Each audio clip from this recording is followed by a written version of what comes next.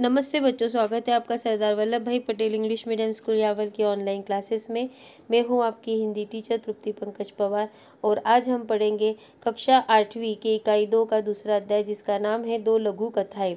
लघु कथाएं, लघु अर्थात छोटी, और कथाएं यहाँ पे दो छोटी कहानियों के बारे में दी गई है, उसके बारे में हम पढ़ेंगे।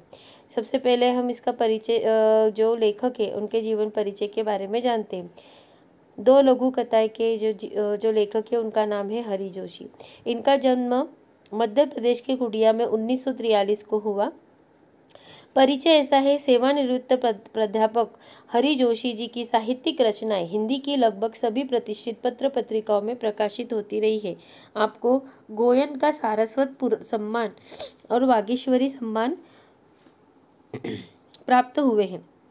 इनकी प्रमुख कृतियां हैं पंखुरिया, यंत्र युग, आखाड़ों का देश, भारत का राग, अमेरिका के रंग आदि।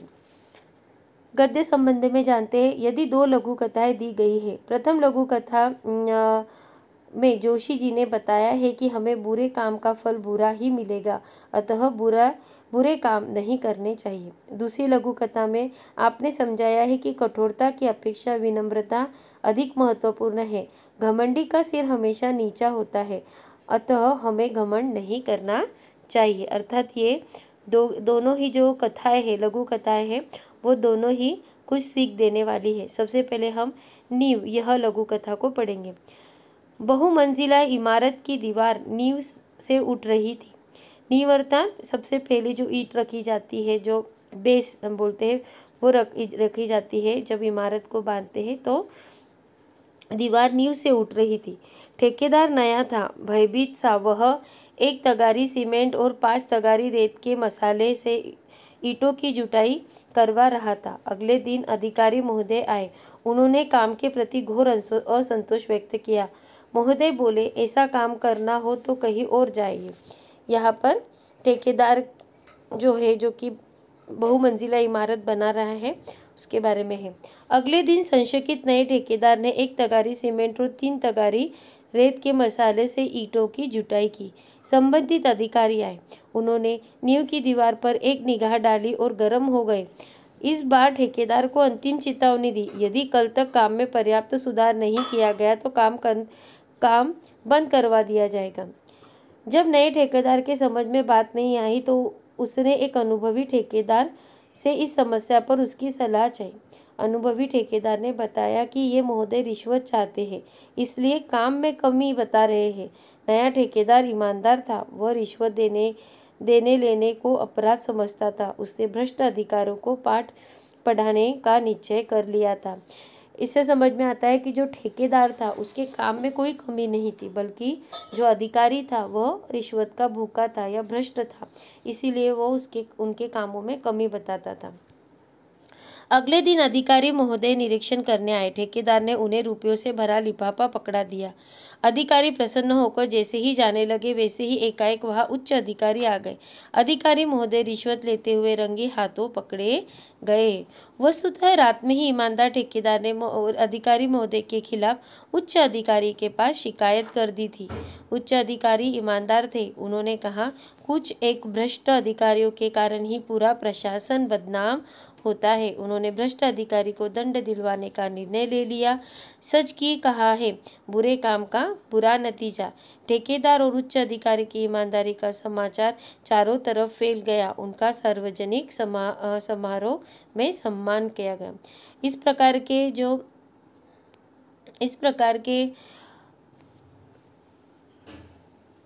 प्रकार की घटनाएं हमारे साथ भी घटित होती है, जहाँ पर रिश्वत मांगी जाती है या भ्रष्ट काम करने के लिए कहा जाता है, तो हमें वो न करके उसके विरोध में खड़े होना चाहिए और जितना प्रयत्न हो अपने कार्यों को ईमानदारी से करना चाहिए, क्योंकि बुरे काम का बुरा नतीजा होता है।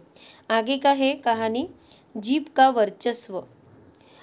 पंक्तिबद्ध और एकजुट रहने के कारण दांत बहुत उत्साही से हो गए थे। यहाँ पे दांतों के बारे में बताया गया है। एक लघु कथा है जिसमें जो हमारे दांत होते हैं वो एक बद जुड़े होते हैं, तो वो कैसे हो गए थे, दुस्साही अर्थात बुरे व्यवहार करने वाले। एक दिन वे गर्व में चूर होकर जिह्वा से बोले, हम 32 घनिष्ठ मित्र हैं, एक से एक मजबूत।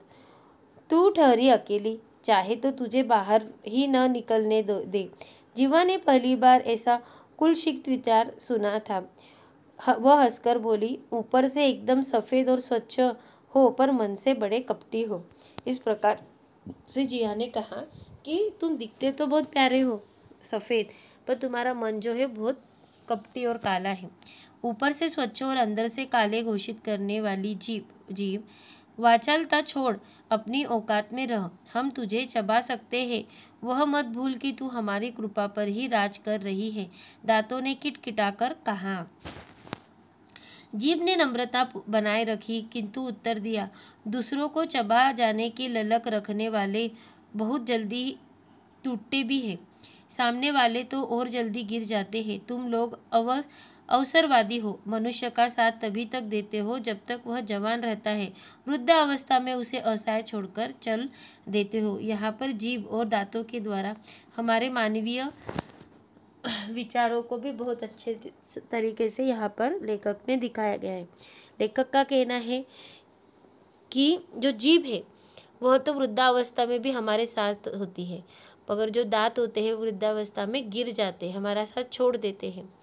तो हमें भी इस प्रकार के ही व्यक्तियों का साथ रखना चाहिए जो हमारे साथ हमेशा ही रहे, ना कि हमारे बुरे दिनों में या बुरे समय में हमारा साथ छोड़कर चले जाए। आगे है, शक्तिशाली दांत भी आखिर अपनी हार क्यों मानने लगे। बोले, हमारी जड़ें बहुत गहरी है, हमारे कड़े और नुकीलेपन के कारण बड़े बड़े हमसे थर्राते हैं। जीवा ने विवेकपूर्ण उत्तर दिया, तुम्हारे नुकीले या कड़ेपन का कार्यक्षेत्र मुंह के भीतर तक सीमित है। विनम्रता से कहती हूँ कि मुझमें पूरी दुनिया को प्रभावित करने और झुकाने की क्षमता है। क्योंकि जो दांत है वो केवल चबाने का ही काम करते हैं, पर जो जीभ है वो बोलने का काम करती है विनम्रता से, और उससे पूरे संस्कारों का चित्रण व्यक्ति के चित्रण होता है जब वो बोलती है। तो दांतों ने पुनः धमकी दी, हम सब मिलकर तुझे घेरे खड़े हैं, कब तक हमसे बचेगी। जीभ ने दांतों के घमंड को चूर करते हुए चेतावनी दी, डॉक्टर को बुलाओ, दंत चिकित्सक एक एक को बाहर कर देगा, मुझे तो छुएगा भी नहीं और तुम सब बाहर दिखाई दोगे। घमंडी दांत अब निरुत्तर थे। उन्हें कविता की यह पंक्ति याद आ गई, किसी को पसंद नहीं सकती बयान में, तभी तो दी नहीं हड्डी जबान में। घमंडी दांतों ने आखिर जीभ का लोहा मान लिया था। यहाँ पर कहा गया है कि जब किसी बात को करने के लिए शक्ति नहीं पसंद होती, तो इसीलिए हड्डी में कभी जबान नहीं दी गई है, उसे बिना हड्डी का दिया गया है। इसी प्रकार से कि कभी भी अपने कार्य पर कभी हमें गर्व नहीं करना चाहिए, ये लघु कथा जीभ का वर्चस्व हमें सिखाती है। इसी प्रकार से आपकी जो 2 लघु कथाएं थी जिसके लेखक हरि जोशी थे, यह समाप्त होती है। धन्यवाद।